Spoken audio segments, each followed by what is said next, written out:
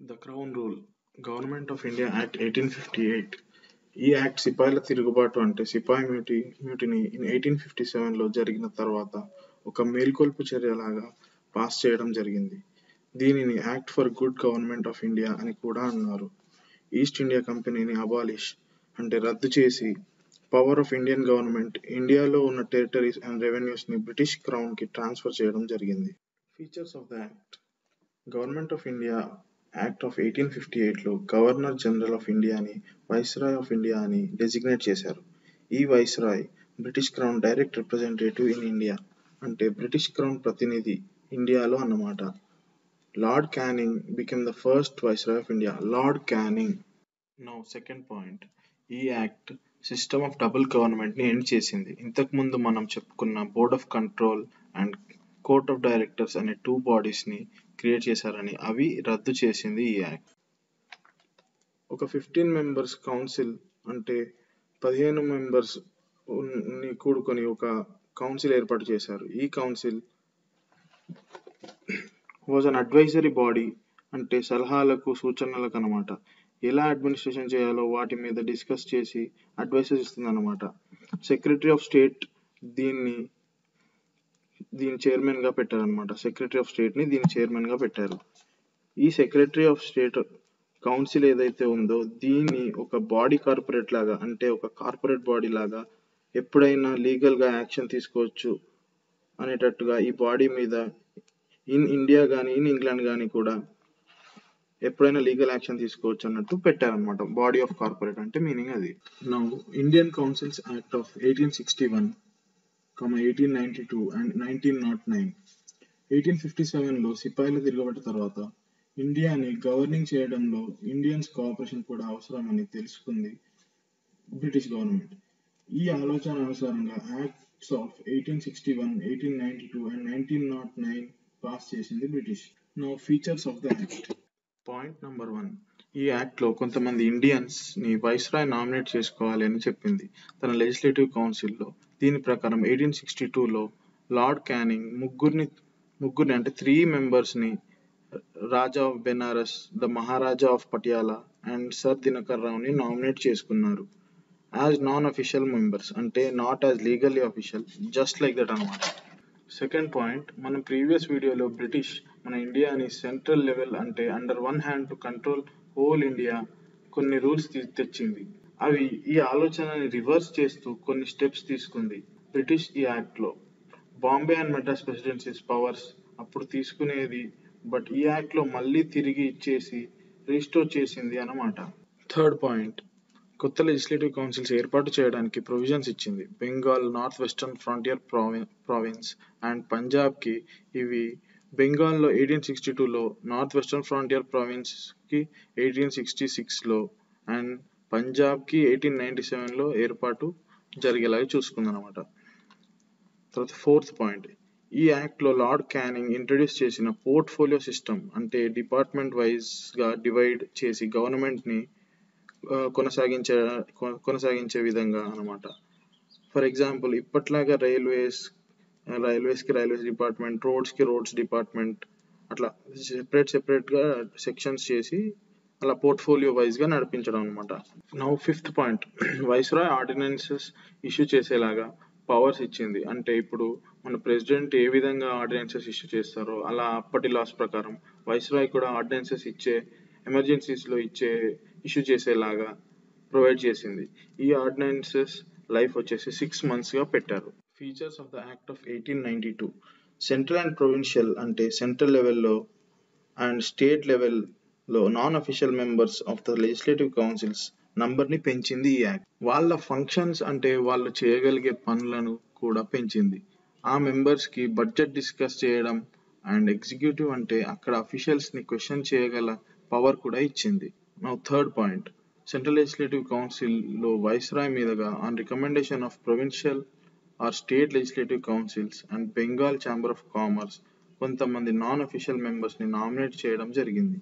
And provincial legislative councils లో గవర్నర్ల మీదుగా on the recommendation of district boards, municipalities, universities, trade associations, zamindars etcetera కొంతమంది state లెవెల్లో are provincial లెవెల్లో నాన్ అఫీషియల్ మెంబర్స్ని నామినేట్ చేయడం జరిగింది.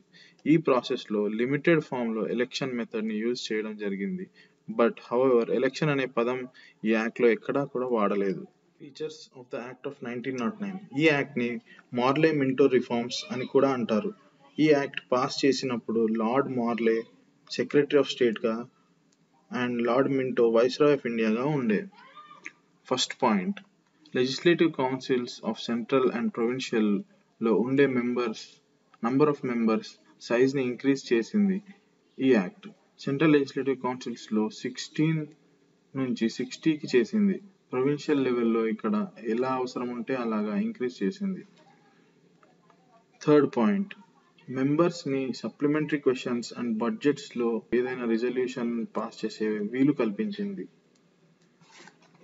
Fourth point, first time viceroy's కానీ గవర్నర్స్ కౌన్సిల్లో ఇండియన్స్ని చేర్చడం జరిగింది. Satyendra Prasad Sinha was the first Indian to join the Viceroy's Executive Council. He was appointed as the law member. Fifth point, ఈ act system of communal representation for ముస్లిమ్స్ని introduce చేసింది. అంటే separate electorate, Muslim లీడర్స్కి Muslim votes మాత్రమే vote చేసేలాగా వాళ్ళ leaders should be elected by Muslims అని అన్నమాట. ఈ యాక్ట్ కమ్యూనలిజంని లీగలైజ్ చేసింది. అంటే division of one community from the other. Lord మింటోని ఈ స్టెప్ వల్ల ఫాదర్ ఆఫ్ కమ్యూనల్ ఎలక్టరేట్ అని అన్నారు. Now government of India act 1919. ఈ యాక్ట్ని మాంటేగ్ కెల్మ్స్ఫోర్డ్ రిఫార్మ్స్ అని కూడా అంటారు. ఎందుకంటే అప్పుడు Montagu was the secretary of state and Chelmsford was the viceroy of India. Now government of India యాక్ట్లో going to the second point, government of India act 1919లో provincial లెవెల్లో లేదా స్టేట్ లెవెల్లో 2 సబ్జెక్ట్స్ అంటే వాళ్ళ ఫంక్షన్స్ని 2 సబ్జెక్ట్ మ్యాటర్లోకి డివైడ్ చేసింది. Transfer subjects and reserve subjects. Transfer subjects ఏమో గవర్నర్ చూసుకోవాలి మినిస్టర్స్ సహాయంతో, అండ్ రిజర్వ్ సబ్జెక్ట్స్ ఏమో governor with the help of executive council. ఇక్కడ governor and ministers for transfer subjects responsible to legislative council. Governor with executive council on reserved subjects without responsible to legislative council. ఈ dual scheme of గవర్నెన్స్ని డైఆర్కే అన్నారు. ఈ system పెద్ద failure అయింది ఈ act వల్ల. తర్వాత third point, first time ఇండియాలో bicameralism introduce అయింది. ఇండియన్ లెజిస్లేటివ్ కౌన్సిల్ని upper house council of state, lower house legislative అసెంబ్లీగా రీప్లేస్ చేశారు. ఈ హౌజెస్లో మెజారిటీ మెంబర్స్ని డైరెక్ట్ ఎలక్షన్ ద్వారా చూస్ చేశారు. నా ఫోర్త్ పాయింట్, వైస్రాయ్ ఎగ్జిక్యూటివ్ కౌన్సిల్లో ఉన్న 6 మెంబర్స్లో 3 మెంబర్స్ ఇండియన్స్ ఉండాలి అని చెప్పింది, other than commander in chief. నా fifth point, principle of communal representation. ముస్లిమ్స్కే ఓటు వేయాలి అని ఎలాగైతే పెట్టారో ఇప్పుడు ఈ కాన్సెప్ట్ని 6 Indian Christians, Anglo Indians and Europeans కి కూడా ఎక్స్టెండ్ చేశారు. సిక్స్త్ పాయింట్, ఓట్స్ కూడా లిమిటెడ్ గా పీపుల్ కట్టే ట్యాక్స్, వాళ్ళ ఆస్తి, వాళ్ళ ఎడ్యుకేషన్ ఈ ఎట్సెట్రా ఈ బేసిస్ మీద పీపుల్ కి ఓట్ రైట్ అనేది డిసైడ్ చేశారు. సెవెంత్ పాయింట్, లండన్ లో ఒక ఆఫీస్ క్రియేట్ చేశారు, high commissioner for India in London అని. కొన్ని మన సెక్రటరీ ఆఫ్ ఇండియా చేసే పనులు ఆయనకు అప్పగించారు. Eighth point, public service commission establish చేయడానికి ప్రొవిజన్ ఇచ్చింది అండ్ 1926లో central public service commission setup చేశారు. Ninth point, first time provincial state legislatures వాటి బడ్జెట్స్ అవి చేసుకునే వీలు కల్పించారు. ఇప్పుడు సైమన్ కమిషన్. నవంబర్ 1927లో బ్రిటిష్ గవర్నమెంట్ 7 మెంబర్స్తో కూడిన ఒక స్టాట్యుటరీ కమిషన్ని అపాయింట్ చేస్తున్నట్టు ప్రకటించింది. మన ఇండియాలో కండిషన్స్ ఎలా ఉన్నాయి, పాలన ఎలా జరుగుతుందో రిపోర్ట్ చేయడానికి కోసం. ఈ కమిషన్లో 7 మెంబర్స్ కూడా బ్రిటిష్ వాళ్ళే ఉండడం వల్ల ఇండియన్స్ దాన్ని అపోజ్ చేశారు. సైమన్ కమిషన్ రిపోర్ట్లో కొన్ని, for example abolition of dyarchy, continuation of communal electorate అలాంటి కొన్ని పాయింట్స్ సబ్మిట్ చేసింది. ఈ సైమన్ రిపోర్ట్లో రికమెండేషన్స్ని కొన్ని చేంజెస్ చేసి మళ్ళీ next government of India act 1935లో పెట్టడం జరిగింది. Next communal award. ఆగస్ట్ 1932లో రామ్సే మెక్డొనాల్డ్ అప్పటి బ్రిటిష్ ప్రైమ్ మినిస్టర్ ఒక scheme for representation of minorities అని చెప్పి depressed classes such as scheduled castes and others వీళ్ళకి కూడా సెపరేట్ ఎలక్టరేట్ అనౌన్స్ చేశారు.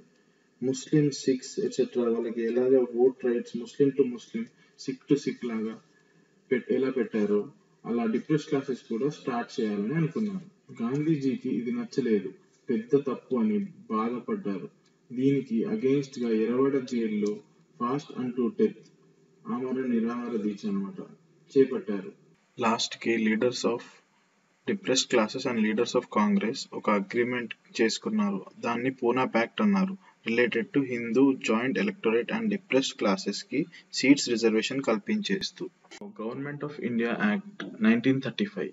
ఈ యాక్ట్ ఇండియాని ఆల్ ఇండియా ఫెడరేషన్ అని రాసి దాంట్లో అందరూ ప్రావిన్సెస్ వాళ్ళు and principal states combined as a federation ఉండాలి అని పాస్ చేసింది.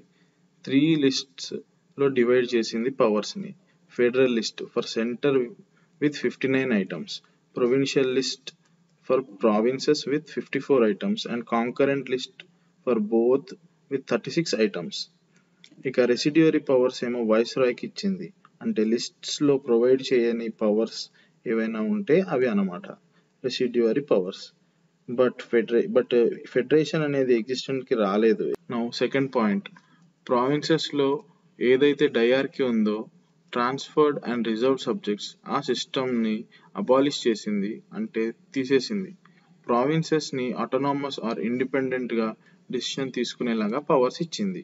Now third point, dyarchy in central లో అడాప్ట్ చేసుకోవాలి అని చెప్పింది. ఫెడరల్ సబ్జెక్ట్స్ ని 2 సబ్జెక్ట్స్ లోకి డివైడ్ చేసింది, ట్రాన్స్ఫర్డ్ అండ్ రిజర్వ్డ్ అని. బట్ ఈ కాన్సెప్ట్ అస్సలు ఇంప్లిమెంట్ అవ్వలేదు. ఫోర్త్ పాయింట్, 11 ప్రావిన్సెస్ లో నుండి 6 ప్రావిన్సెస్ లో బైకామరలిజం ని ఇంట్రడ్యూస్ చేసింది.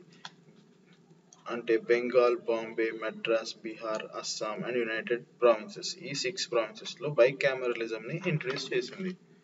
ఫిఫ్త్ పాయింట్, మళ్ళీ కమ్యూనల్ రిప్రజెంటేషన్ ని ఎక్స్టెండ్ చేసింది. That is separate electorate for depressed classes, scheduled cost, women and labour వాళ్ళకి. సిక్స్త్ పాయింట్లో government of India act 1858 establish చేసిన కౌన్సిల్ ఆఫ్ ఇండియాని అబాలిష్ ఆర్ టర్మినేట్ చేసింది. Now seventh point, voting rights ని పెంచింది, ఫ్రాంచైజీని extend చేసింది about 10% of the total population.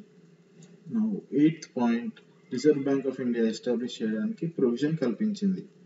Ninth, federal public service commission, provincial public service commission, ఇవి రెండే కాకుండా జాయింట్ పబ్లిక్ సర్వీస్ కమిషన్ కూడా ఏర్పాటు చేయడానికి ప్రొవిజన్స్ ఇచ్చింది. 10th పాయింట్, ఒక ఫెడరల్ కోర్ట్ కి ప్రొవిజన్ ఇచ్చింది, అది 1937 లో సెటప్ చేశారు. Indian independence act of 1947. ఫిబ్రవరి 20, 1947 రోజున British prime minister Clement Atlee June 30, 1948 రోజు నుండి బ్రిటిష్ పాలన ఉండదు, it ends from this date అని డిక్లేర్ చేయడం జరిగింది.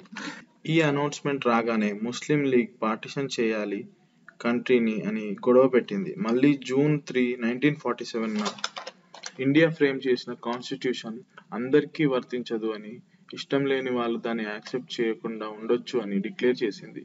అదే రోజు June 3, 1947 lord Mountbatten, the viceroy of India, partition plan ని ముందుంచారు. ఈ plan Congress and Muslim League agree చేశారు. ఇమీడియట్లీ ఎఫెక్ట్ లోకి తీసుకురావడం జరిగింది in the form of Indian independence act of 1947. Now features of the act. First point, it ended the British rule in India and declared India as an independent and sovereign state from August 15, 1947. Second point, ఇండియాని partition చేసి 2 independent dominions అంటే India and Pakistan with the right to withdraw from British Commonwealth గా declare చేయడం జరిగింది. Third point, abolished office of viceroy.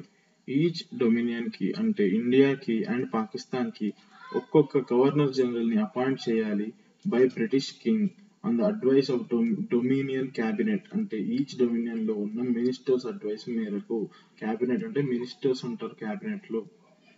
Fourth point, ఆ dominions వాళ్ళ respective constituent assemblies frame చేసే constitutions adapt చేసుకోవచ్చు అని. ఇక ఏ బ్రిటిష్ యాక్ట్ ని అయినా వాళ్ళు రిపీల్ అంటే తొలగించొచ్చు అని even the act of independence ని కూడా అని రాశారు. ఫిఫ్త్ పాయింట్, ఆగస్ట్ 15, 1947 తర్వాత ఏ యాక్ట్ వచ్చినా బ్రిటిష్ వాళ్ళది ఈ two dominions India and Pakistan కి వర్తించవు అని రాశారు, అన్లెస్ ఆ డొమినియన్సే లీగల్ గా వర్తింప చేసుకునే వరకు. Sixth point, abolish the office of secretary of India. Seventh point, Indian princely states and tribal areas తో ఉన్న అడ్మినిస్ట్రేటివ్ రిలేషన్స్ అన్ని కట్ చేసుకుంటున్నట్టు రాశారు, ల్యాబ్స్ చేసుకుంటున్నట్టు రాశారు. Eighth point, Indian princely states కి ఫ్రీడమ్ ఇచ్చారు, either you can join India or Pakistan or remain independent అని. Ninth point, government of India act 1935 ఇండియాని గవర్న్ చేస్తుంది till the time of new constitutions frame అయ్యే వరకు.